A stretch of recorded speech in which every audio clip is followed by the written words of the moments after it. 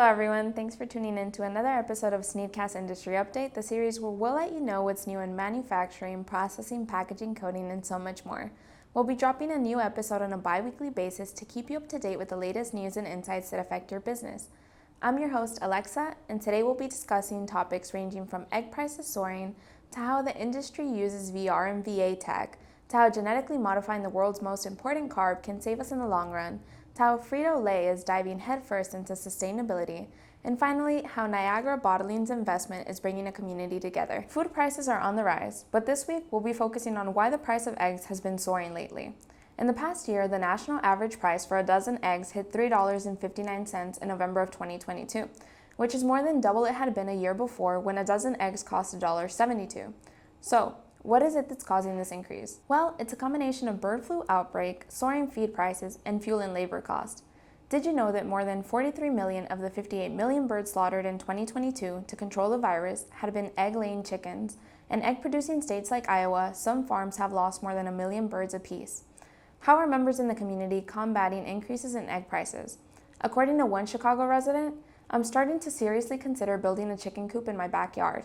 In fact, we've contemplated building a chicken coop with our neighbors behind our houses, so that eventually we won't have to buy eggs, we'll have our own. Not everything is as bad as it seems though. The overall egg supply is holding up since only 5% of the total flock is down, which is roughly 16 million hens. In addition, farms have been working around the clock to restore their flocks. So, how are businesses dealing with the increase?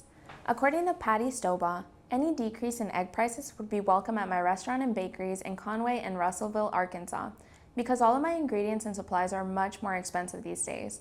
I've made the switch to frozen egg products for my baked goods since it's not as pricey, but for breakfast items, I'm still buying eggs. These days, I'm vigilant about every little item since a case of 15 dozen eggs has gone from $36 to $86 in the last year. Not to mention that flour, butter, chicken, and everything else has also gotten more expensive. We mentioned briefly that bird flu and an increase in feed, labor, and fuel have played their parts in driving inflation. But what do the experts have to say? Jason Lusk, a Purdue University agriculture economist, said he believes bird flu is the biggest driver in price increases since the virus lingered throughout the summer and made a comeback in the fall, which led to the infection of eggs and poultry farms. However, Emily Metz, the president and CEO of the Egg Board Trade Group, said, all cost increases farmers have faced in the past year were a bigger factor in the price increases than bird flu. When you're looking at fuel costs go up and you're looking at feed costs go up by as much as 60%, labor costs, packaging costs, all of that, those are much bigger factors than bird flu for sure. Jada Thompson, a University of Arkansas agriculture economist, seems hopeful that there may be some relief for egg prices in the next months because egg farmers have been steadily replacing their flocks. Not to mention the demand is easing up since people are done with their holiday baking. It seems as though there's a bright side after all. Not to mention, we won't have to walk on eggshells for much longer. It seems that nowadays there's a tool, software, resource, or process to help make your personal life easier. So, why should it be any different when it comes to your work? Wouldn't you like to be able to get hands-on training with new equipment before it's installed? Wouldn't you like to have information right at your fingertips with a simple scan of a QR code? Well, thanks to the implementation of VR and AR, all of that is possible now. Virtual reality, most commonly referred to as VR, and augmented reality, AR, are changing the way that packaging processes are interacted with and implemented. But what are they? Virtual reality is a computer-generated 3D environment that closely simulates the real world. Most commonly, it is a headset, controls, or gloves that blink the outside world and allow you to manipulate objects in the virtual world. Augmented reality, on the other hand, uses technology to provide additional information, often on top of physical reality.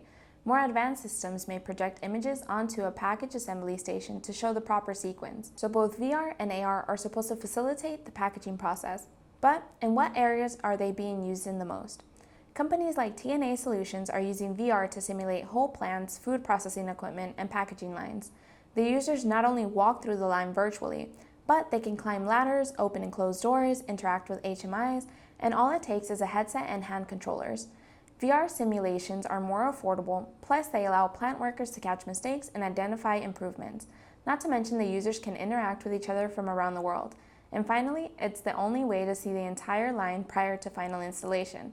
So, what about augmented reality? What purpose is it fulfilling in the world of packaging? Rather than scanning QR codes with a tablet to pull machinery-specific information, you can now use hands-free technology like the one RealWear produces. This tech combines a display for viewing videos or documents, cameras, and a microphone for communication. Take light guide systems, for example. A projector is mounted above the assembly station to make sure that each part is added. Then the operator touches a virtual button and the next component is projected. The tech also helps guide disassembly and reassembly during a machine's changeover. Virtual reality gives workers more hands-on experience, which leads to more effective training, while augmented reality reduces the need to overfill one's head with an excess amount of information. Moving on to our third story. What would we do without carbs? Specifically, what would we do without the most important one, which just happens to be rice? According to the University of Sheffield, sea levels are rising due to climate change. No surprise there. But what comes along with climate change? None other than seawater rising, which is destroying crops because they aren't accustomed to this level of salinity. Take Vietnam, for instance. It happens to be the 5th largest producer of rice in the world, and yet it's becoming increasingly harder to grow due to seawater interfering. However, the university is proposing that genetically engineering rice could be the solution, because if it could have a higher salt tolerance, then it could be grown in places that it would traditionally fail in. So, what kind of genetic modifications is the university proposing though? Well, according to them, in order to make rice more salt resistant, the number of stomata would have to be reduced. So, what is stomata and how will it be affected by genetic modification? Well, not to confuse you, but stomata are openings that most plants have which regulate carbon dioxide intake for photosynthesis, along with the release of water vapors. By genetically reducing the number and size of stomata in rice plants, less than 60% of the normal amount of water will be used, which is a huge advantage in places that are prone to droughts. Areas that have harsher climates now have a better chance at combating food insecurity. However, to ensure that rice can be grown as efficiently as possible, researchers suggest making different modifications depending on the environment it's being grown in. We've mentioned that rice happens to be the most important carb on Earth, but to put it into perspective, it is relied on by 3.5 billion people every day. According to the lead author of the study, rice is a hugely important food crop eaten by over half of the world's population on a daily basis. Ensuring that it can survive in harsher climates caused by climate change will be integral in feeding a growing population that's projected to reach 10 billion in 60 years. It seems that we've only been focusing on the disastrous effects of climate change, but now it's time to see how different industries are stepping up to the plate to combat it. Take Frito-Lay, for example. It announced the near completion of the transformation its Modesto facility has been undergoing since the project started back in 2019. In order to become a first-of-its-kind showcase for sustainable manufacturing, warehousing, and distribution technologies. The project was started in an effort to support the sustainability benefits of zero-emission and near-zero-emission technologies. Some of the largest supporters of this project are the California Climate Investment Initiative, the San Joaquin Valley Air Pollution Control District, and the California Air Resource Board. The Frito-Lay Modesto site is one of the largest Frito-Lay manufacturing facilities in the U.S. It's roughly 500,000 square feet, it sits on 80 acres, and it employs more than 1,100 associates. According to Stephen Williams, CEO of PepsiCo Foods North America, the transformation at Modesto is in direct support of our PepsiCo positive commitment to building a circular and inclusive value chain and achieve net zero emissions by 2040. To date, the Frito-Lay Modesto transformation has resulted in 91% reduction in greenhouse gas emissions from direct fleet operations. To put it into perspective, it's approximately 5,250 metric tons of greenhouse gas emissions. This is the equivalent of removing over 1,000 standard compact SUVs from the road.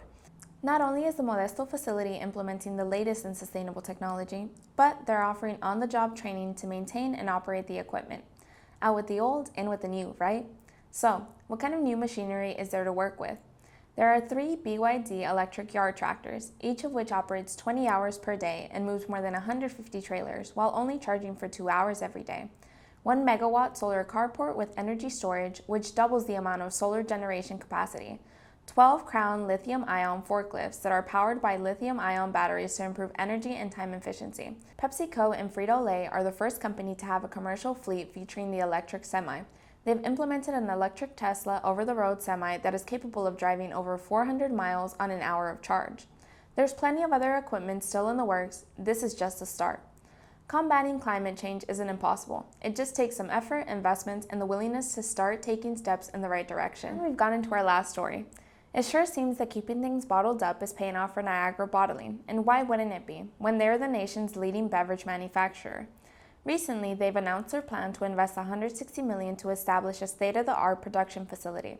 While Niagara Bottling is headquartered in Diamond Bar, California, it has 40 production facilities around the world, with over 7,000 employees, and now its newest facility will be constructed in Tangipahoa Parish, Louisiana. Construction of the 500,000 square feet facility is expected to begin in the second quarter of 2023, and it'll be the first one the company has in Louisiana.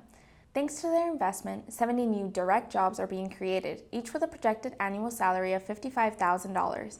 To make things even better, it is estimated that 100 new indirect jobs will also be created, totaling 170 new jobs in the Southeast region. According to Governor John Bell Edwards, Niagara's new production facility will help grow Louisiana's food and beverage industry, while continuing to diversify and strengthen our thriving manufacturing sector. So, what is it that attracted Niagara Bottling to Tangipahoa Parish, Louisiana? Well, according to Niagara Bottling Executive Vice President Brian Hess, Louisiana has a rich beverage and manufacturing history, and Tangipahoa Parish stood out as a highly attractive partner for this project, thanks to a combination of location, logistical support, and potential workforce. How did the state of Louisiana win Niagara Bottling's project? Well, the state offered a competitive incentive package, but not just any package. They turned to the comprehensive solutions of LED Fast Start, which just so happens to be the nation's #1 state workforce development program. It includes a performance-based $750,000 award through the Economic Development Award Program, which supports site infrastructure improvements. To drive costs down even more, the company is expected to participate in the Quality Jobs and Industrial Tax Exemption Program. Next week, we'll be releasing another customer success story interview, where we'll get to speak to Eric Klein, owner of Hidden Stream Farm and Katie's Eggs, a farm that is focused on providing clean, pasture-raised, healthy livestock. He'll be giving us a behind-the-scenes look at how Hidden Stream Farm got started and how our SNEED Titan T6 coder helped them add traceability information to their products. Now we're going to be turning it over to Ken, who's been at IPPE the last week, along with the Booth Boys. He'll be telling us about their highlights at the show and where they'll be headed to as the second stop of our tour gets closer.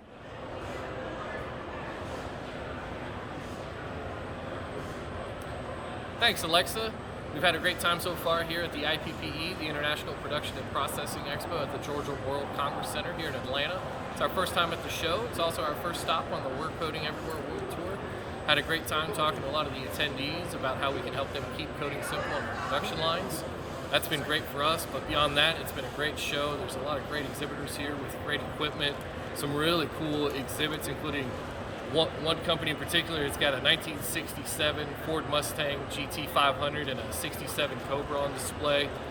We also have a great charity auction here at the show, a lot of autographed memorabilia and artwork that they're raising money for one of their charities here. So it's been a really great time at the show. Highly recommend. If you haven't ever been to the IPPE, you should definitely check it out next year. They do this every year in January here at the Georgia World Congress Center, and they've been doing it for 75 years. Next week, we'll be at Anaheim, California for the Westpac show on the second stop on our We're Coding Everywhere World Tour. Westpac is another great show featuring great exhibitors with packaging equipment and everything you need on your packaging line. We'll of course be there talking to folks about how we can help keep coding simple on their production lines with their packaging, and look forward to seeing you guys there. Back to you in the studio, Alexa. Like Ken mentioned, we're on to the second stop of our We're Coding Everywhere tour, and this time we're West Coast bound. We'll be in Anaheim, California from February 7th to the 9th in booth 5266. Westpac is your chance to experience the premier advanced manufacturing event that brings out the latest and greatest innovations throughout countless industries like robotics, packaging, coding, and so much more. So make sure to drop by the booths to see how we keep coding simple. Stay tuned for the next episode of SNEED Industry Updates, and like always, make sure to like, comment, subscribe, and hit that notification bell down below to stay up to date with all of our great content. Follow our social media platforms to see all of our updates as we continue on our We're Coding Everywhere tour, and also let us know what topics you'd like to see us talk about here on the show. We look forward to hearing from you all. We'll see you next time.